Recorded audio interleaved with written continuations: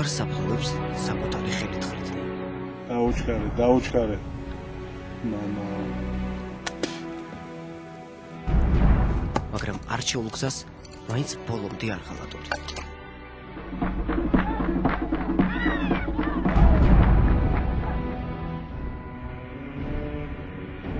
დაიჩოქე.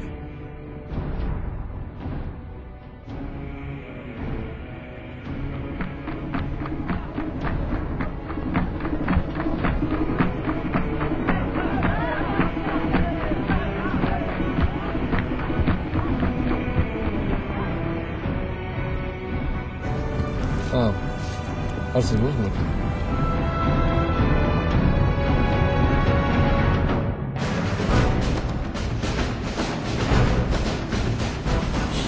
არსებობს?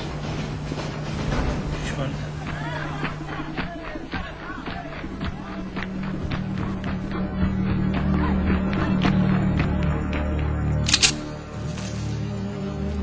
თქვი რომ არ არსებობს ღმერთი. თქვი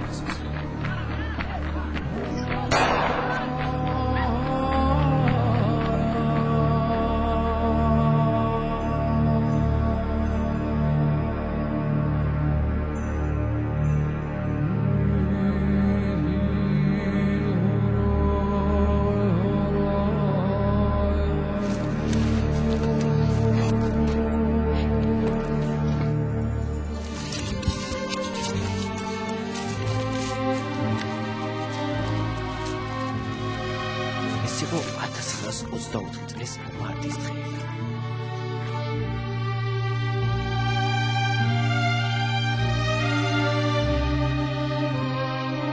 მთელი დანიელი ასეთი სისასტიკით მხოლოდ იმიტომ დახვრიტეს, რომ მას უბრალოდ ქრისტეს ისწავდა.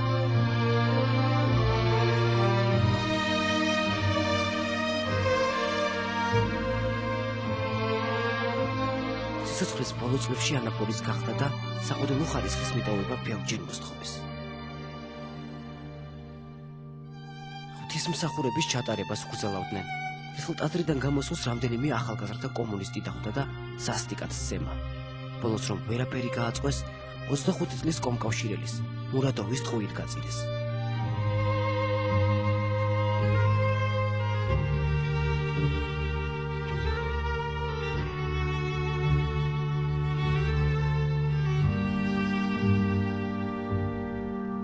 მაშინ ერთ-ერთ კომუნისტს უთქვამს.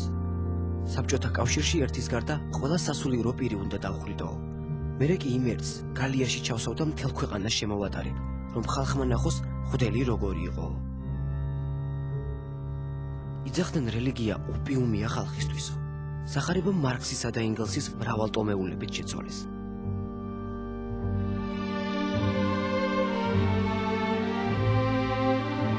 ერთ-ერთ ტაძარს გუმბათი მოხსნეს და მის თავზე აღმართული ჯვრის ნაცვლად დენინის უზარმაზარი ბიუსტი დადგეს.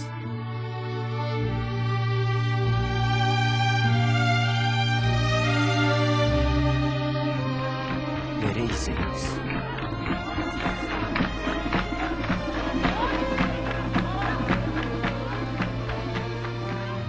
ასე დაიწყო ყოველივე ძველი ნგრევა და ახალი, მათი რწმენით დიადის საბჭოთა იმპერიის შენება. ზემილმა თქვა, რაც მეტი მღვდელი დაიხვრიტება, მით უკეთესიო. საქართველოში საბჭოთა ბელადის ამ ბრძანებას პირად თვალთასრულებდნენ.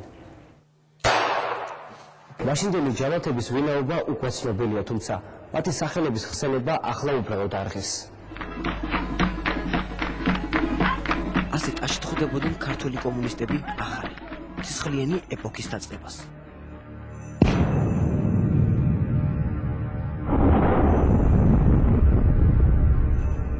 დაანგრიეს ათასობით ეკლესია მონასტერი.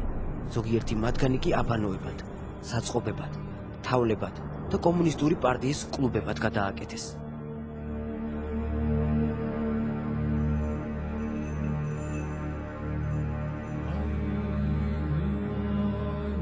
ამ კადრებში კარგად ჩანს, როგორ ანგრევდნენ ალექსანდრე ნეველის სახელობის ტაძარს. ეკლესია ახლანდელი პარლამენტის შენობის ადგილას იდგა.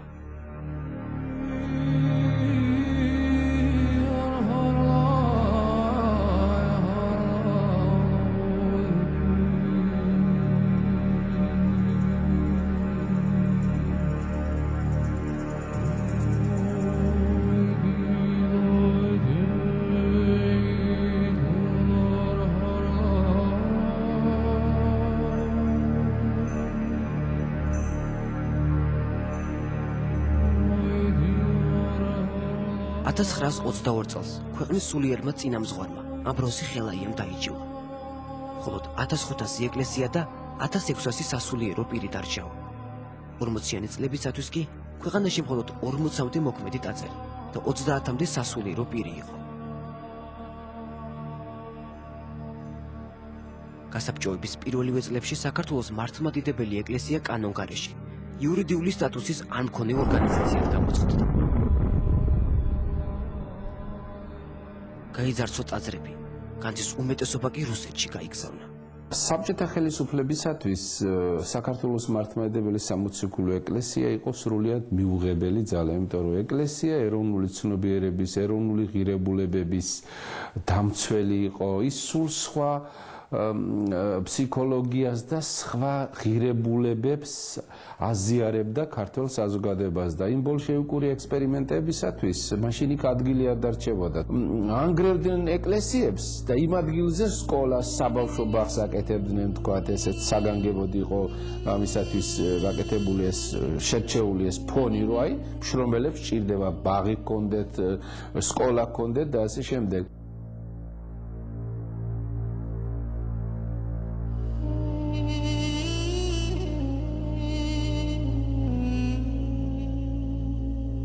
შეიქმნა მებრძოლ უღმერთოთა კავშირი, უღმერთოთა უნივერსიტეტი, რომელიც ხელისუფლებისგან კარგად ფინანსდებოდა.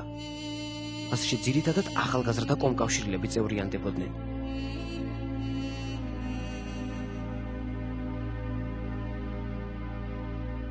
მათთვის კი ღმერთი მხოლოდ ლენინი იყო.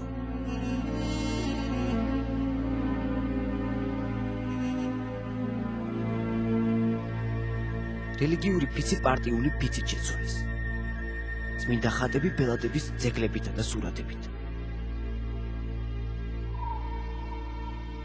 ქრისტიანული სიმბოლიკა საბჭოთა სიმბოლიკით. სამოთხე კომუნიზმით, ჯვარი კი წითელი ვარსკვლავით.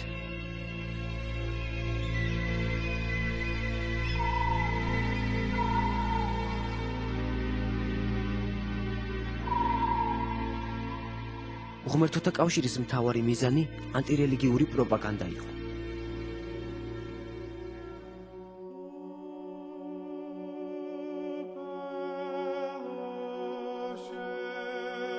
იხატებოდა წმინდანებისა და სამღვდელო პირების კარიკატურები.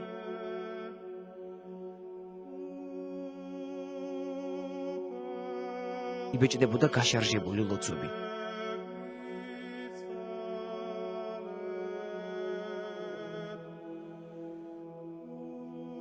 კომკავშირლების გადაკეთებული მამაო ჩვენო ასე ჟღერდა. მამაო ჩვენო, რომელი ხარ პეტერბურგში, დაიწყევლოს სახელი შენი, წარწყდეს სუფევა შენი და ნუიყოფის ნება შენი თვით ჯოჯოხეთშიც. მოგვეც ჩვენ პური, რომელსაც გვპარავ და გადაიხადე ვალმი შენი, ვითარცა ჩვენ ვიხდით ყოველთა ჩვენთან. ქრისტიანული სარწმუნოების მთავარი სიმბოლო მრწამსი კი კომუნისტებმა სახუმარო თემად აქციეს. მრწამს ერთი მარქსი, ტომით ირიასტანელი, თავბრუდამსხმელი ყოველთა უმეცრობით, მოცულთა ჩვილთა და უპოვართა.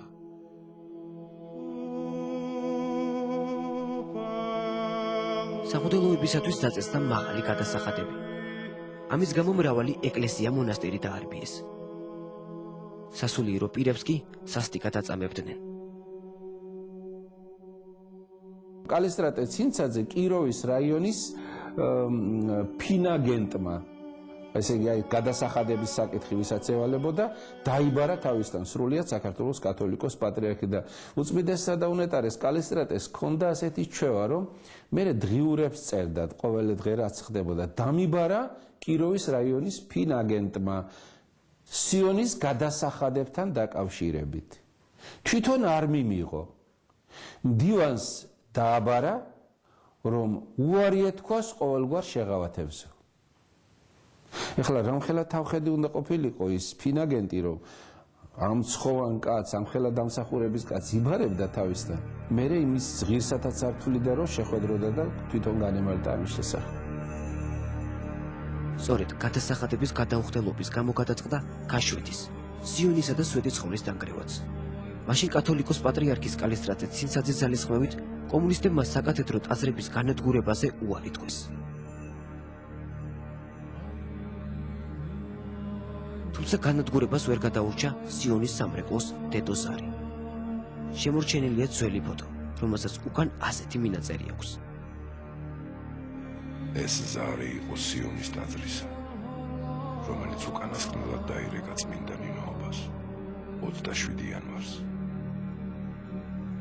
სამრეკლოდან გადმოაგდეს 5 თებერვალს. ეგდო ძირს 14 თებერვლამდე და წაიღეს ხამის 8 საათზე.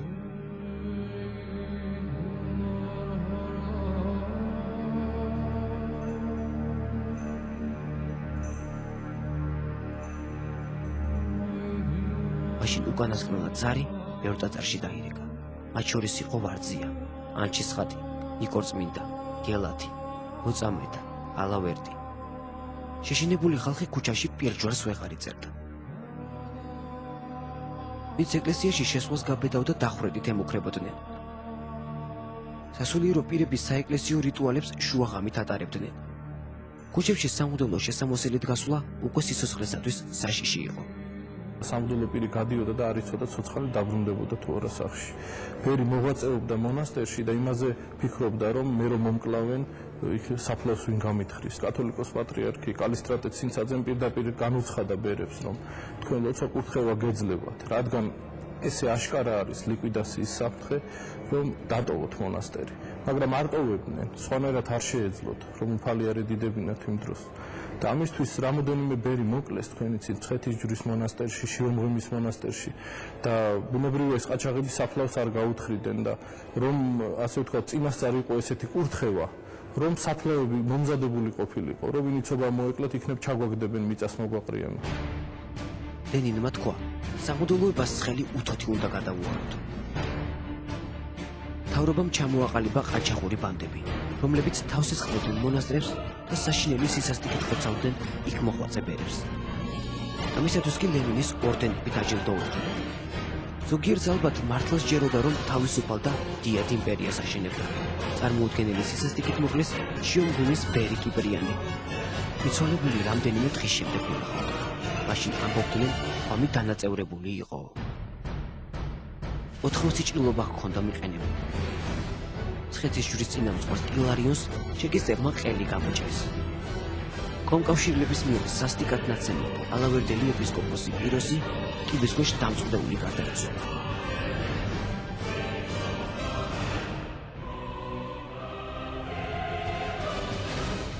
ამ ყველაფრის შემკურე პატრიარქმა ამბროსი ხელაიამ გენუის კონფერენციას წერილი გაუგზავნა, სადაც საქართველოს საოკუპაციო ჯარებისაგან გათავისუფლებას ითხოვდა. წერილი უყურადღებოდ დატოვეს.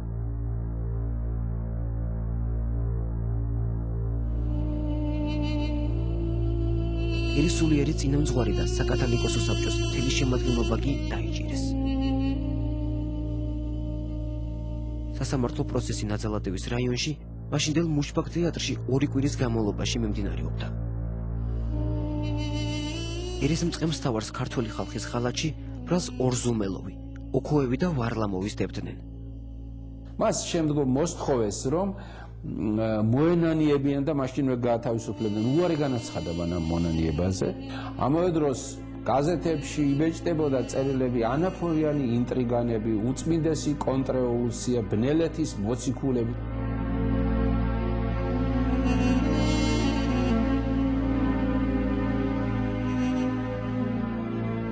პროცესი დახურული იყო. მაგრამ მაშინ მთელმა ქალაქმა გაიგო მამამთავრის ლეგენდად ქცეული სიტყვები. სული ჩემი ეკუთვნის ღმერთს, გული ჩემი საქართველოს და მძორი ჩემი ჯალათებო, თქვენ და რაც გინდათ ის უყავითო. დაჭერილი სამღვდელოება მალევე გაათავისუფლეს, თუმცა ციხისაგან დაუძლურებული მწყემსთავარი მალევე გარდაიცვალა. მაშინ სამტრედიაში მომხდარმა ამბავმა მთელი ქვეყანა შეზარა. მდინარე ყვირილას მახლობლად ვაგონში ჩაუხოციათ ქართველები. რამდენიმე სასულიერო პირიც ყოფილა მათთან ერთად. ამბობდნენ, მატარებლიდან სისხლის მდინარე მოდიოდაო.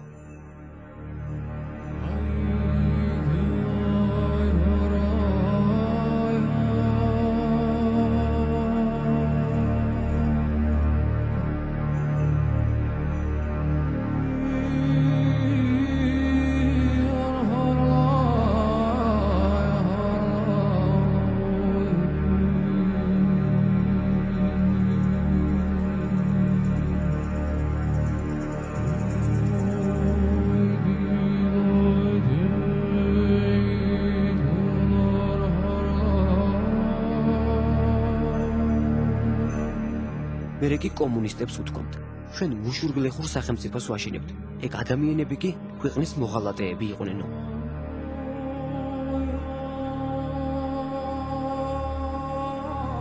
მუშურგლეხური სახელმწიფოს შენებას მაშინ ასობით სასულიერო პირი შეეწირა. დახვრეტილთა უმეტესობას ბრალად საბჭოთა იმპერიის ღალატი ედებოდა. საქართველოს ეკლესია აღმოჩნდა უმძიმეს ვითარებაში. ტერორი იყო იმდენად აშკარა, იმდენად სასტიკი, რომ ურთულესი იყო ესეთ პირობებში არსებობა. საერთოდ სასწაულია, როგორ შეინარჩუნეს საერთოდ ეკლესიის სტრუქტურა. მაშინ სრულიად უმიზეზოდ დააპატიმრეს ქუთათელ გაენათელი მიტროპოლიტი ნაზარი და მასთან ერთად ყოფი სასულიერო პირები. ეპისკოპოსი სოფელ როდინოულში ეკლესიის საკურთხევლად იყო ჩასული. მდინარეებს თავს ღამის 12 საათზე დაესხნენ. სოფლის საბჭოში მეთვალყურის წერილი მისულა. მღვდლები კონტრევოლუციურ საიდუმლო კრებას ახდენენო. უშიშროების არქივში ინახება ის სქემა, რომელიც ზუსტად ასახავს იმ ღამეს, სოფელ როდინოულში მომხდარ ამბავს.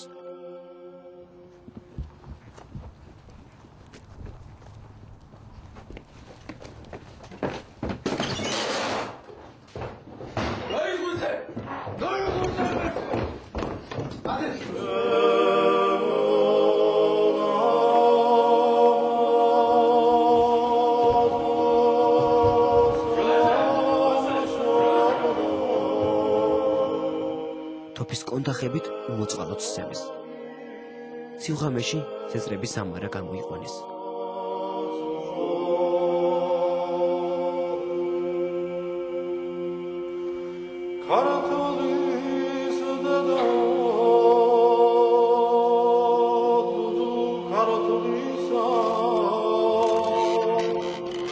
სოფელში შეუკლეს, ურემზე დააკრეს და ქუთაისში ასე ჩაიყვანეს.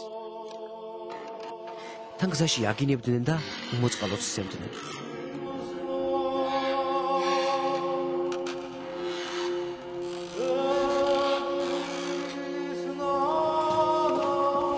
გამთენიისას მიიყვანეს ქუთაისის ციხეში. საშინელ ჟურღმულში ჩაიყვანეს. სინათლე არსაიდან შედიოდა. მუხამედ ძალიან ციოდა. ნელსაკნებში ჩაკეტეს. იმავე ციხეში მყოფი მღვდელი ვასილ დოლაბერიძე წერდა. სულ ფეხის ხმა მოისმის. სწორედ ახლა ჩვენთან მოდიან. მაგრამ არა, ისევ ფეხის ხმა. არა შეჩანან. მოვიდნენ ბარემ რაღაც უყურებენ ეს ოხრები. ასეთი ფეხის ხმა ხშირია. სული სულ დაილია და ეს არის. აი ნეტა როდის გათენდება. ეს ოხერი ღამეც რაღა ამაღამ გაგრძელდა ჩვენს ჯინაზე. რომ რთენდება. აგერ სადღაც მოსახლეობაში მამლაყინწა მიყივლა. ეს ხომ ჩვენი სიცოცხლის מחარობელია. ხუმრობა საქმეა. ის განთიადის מחარობელია და თუ გაგვithენ და ამაღამ ერთი დღის სიცოცხლის გარანტია ხელთა გვაქვს.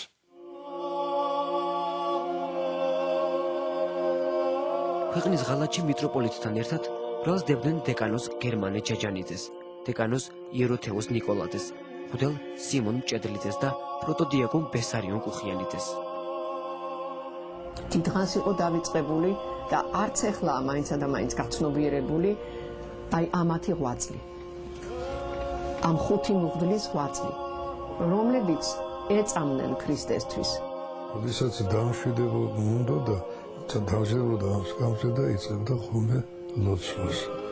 ახლა გამომდინარე, ეს ჩვენთვის ძალიან დიდი ნივთი არის და თითქოს და აი ბაბა ჩვენ აქ ყავდეს და ლოცულობდეს, ისე გვაქვს წარმოდგენილი.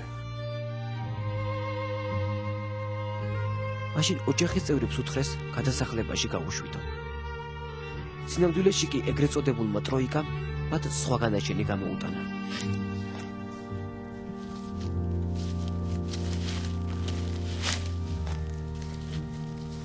იმ დღეს შემოდგომისათვის შეუფერებელი, სუსხიანი ამინდი იდგა. სასულიერო პირებს გაუვალ დღეში რამდენიმე ჯალათი მიაცილებდა.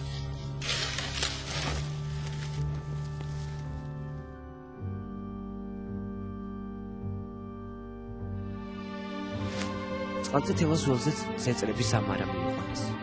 იცოდნენ რა ელოდათ, მაგრამ უფლისგან მოვლენილ განსაცდელს მოთმინებით იტანდნენ. სასჯელის უმაღლესი ფორმა სისრულეში ახალგაზრდა ჩეკისტმა მოიყვანა.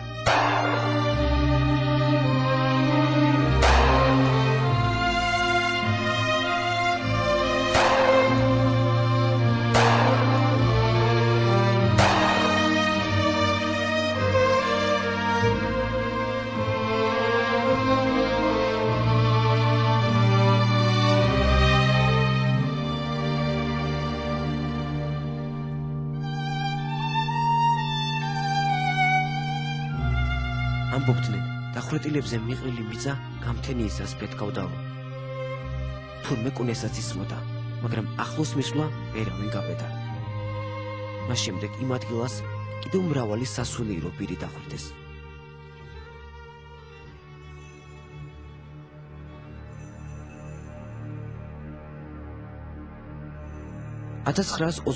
წელს საქართველოში რეპრესიების ახალი ტალღა დაიწყო. სასულიერო პირებს უკვე ქსებზე ხოცავდნენ. ერთ-ერთ მონასტერს თავს ხამის პირველ საათზე დაესხნენ და ბერებით წამებით მოკლეს. ზეგვში სასტიკად უწამებიათ სამების მონასტრის ბერი რაფაელიც. თოკებით შეუკრავთ და მერე სესხლი წაუგიდებიათ. სასულიერო პირები დანგრეულ ტაძრებში ღვთისმსახურებას შუაღამით აღავლენდნენ. ხშირად წირვაზე მხოლოდ მღვდელი და დიაკვანი იდგა. წითელი ტერორი თანდათან უფრო ძლიერდებოდა. დღეები რო თქვა სხდომის დროს ხდებოდა რამოდენიმე ათეული ადამიანის გასამართლება, მაგალითად ერთ-ერთი სამართლდებოდა 200-300 და უფრო მეტი ადამიანიც და ფაქტობრივად უმეტესობისთვის გამოდიოდა განაჩენის სიკვდილით დასჯა და პირადი ქონების კონფისკაცია. იყო დღეები რო ერთ დღეში იხვრიტებოდა 50-100 და უფრო მეტი პიროვნებაც კი. ეს ძირი ფოლოსველია. საბჭოთა რეჟიმისათვის შეუფერებელ ადამიანთა სასაფლაო. ამ ადგილას კომუნისტმა ჯალათებმა ასობით ქართველი დახვრიტეს, რაც შორის კი უამრავი სასულიერო პირი. მაშინაც მოსახლეობას შორი ახლოს გავლისას ეშინოდა. ახლა ველზე წითელი ტერორის კვალი უკვე წაშლილია. თუმცა შემორჩა ერთი ლეგენდა, მაშინ თურმე ეს მიწა მთლიანად სისხლისფერი ყოფილა.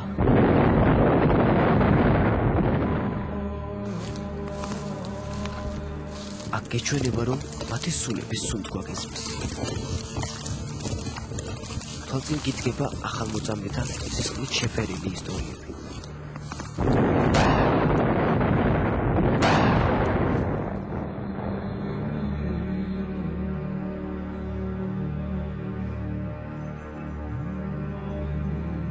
მაშინ ტირიფონას ველზე დაუხვიდავთ დიდობის ტაძრის წინამძღვარი, დეკანოზი იოსებ მირიანაშვილიც. ამბობდნენ, ისეთი ხმა ჰქონდა, მის ძირვაზე მთელი ქალაქიდან დადიოდნენ. პირველად 1924 წელს პატრიარქ ამბროზიესთან ერთად დაიჭირეს.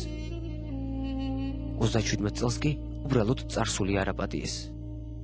12 საათის შემდეგ დააკაკუნებდნენ კარებზე და კარებს უღებდნენ და ამბობდნენ იოსებ, ასე მისი მირიანაშვილი თქვენ დაპატიმრებული ბრძანდებით. რა თქმა უნდა გაუპირდა, მაგრამ მიყავდათ.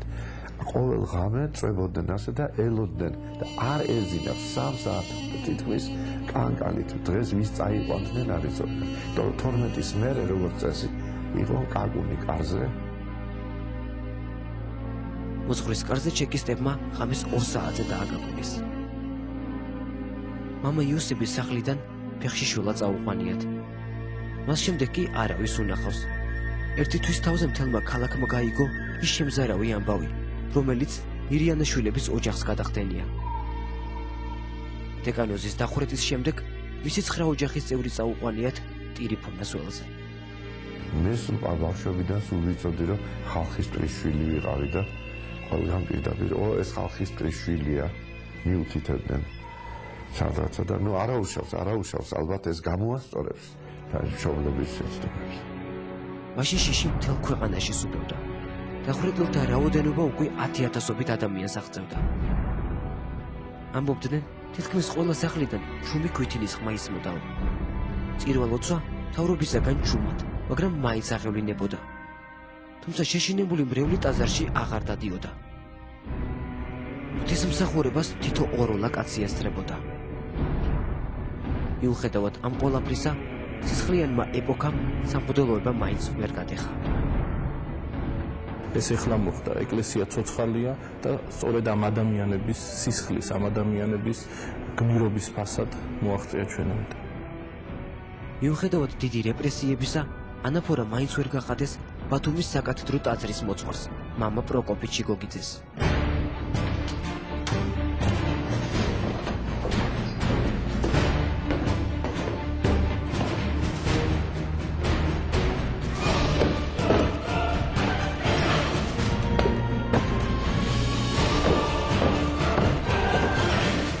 მათლობიდან დაბრუნებული შვილებთან ერთად ცილისწინა ლოცვებს კითხულობდა.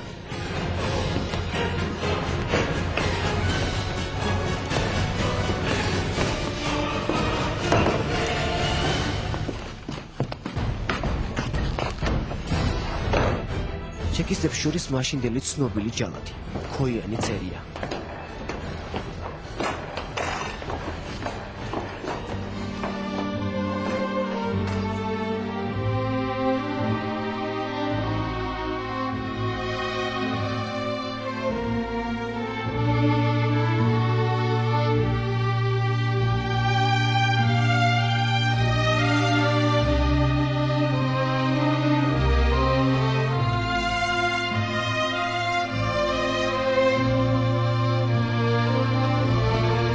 საბჭოთა იმპერიის ხალაჯი დაადანაშაულეს.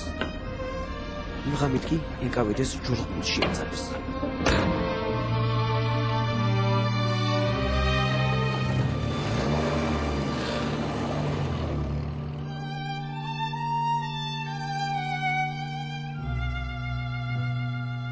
ახლა 92 წლისაა. მამა ახლაც ხშირად ესიზმრება. მაშინ მთელი ღამე უტირია. ამას შეუძლია რომ გაიხარე ანაფორა დაანებებულობას თავი ან მასწავლებლობას მიყევი ხელი ამ მოღალტრობას რაც გიდა უნდა დაანებება მაგრამ არავითარმა არც საზოგადოებრივმა დარიგებებმა არც ნათესავების თქმა მამას შეგვიძლია არ გავწვა მე ამას ვსაუბრობ მე სამწავიდა ეს ასე მასხარობას ავავიდებ თავსო თქვა მე ამას უნდა მივიყო ბოლომდე მაშინ უთხრეს მამაშენი გადასახლებაშიაო. სინამდვილეში კი მეორე დღესვე ქალაქის განაპირას ტყეში დაუხვიდაოდ. მაშინ ერთი სასულიერო პირი წერდა. ამათმა იმდენი ხალხი დახოცეს, მეორე საქართველო აშენდებოდაო. მიუხედავად ამისა, ბოლომდე მაინც სამშობლოსა და ეკლესიის ერთგულები რჩებოდნენ. მაშინ ყველამ თავისი მძიმე ჯვარი ზიდა. ოჯახებმა დღემდე არ იციან მათი საფლავები. თუმცა იციან ის, რომ თავიანთი წინაპრები ციხის ცივსაკანებშიც ქვეყნის სიყვარულით ცოცხლობდნენ. ჯალათების წინაშე მუხლებზე იდგნენ. სიკვდილს თვალებში უყურებდნენ, მაგრამ საკუთარ წმენას მაინც ბოლომდე არ ღალატობდნენ. ეს ადამიანები უახლოეს წარსულში ცხოვრობდნენ. ადამიანები, რომლებიც მთელი არსით ქრისტესთვის სიკვდილს ეძიებდნენ.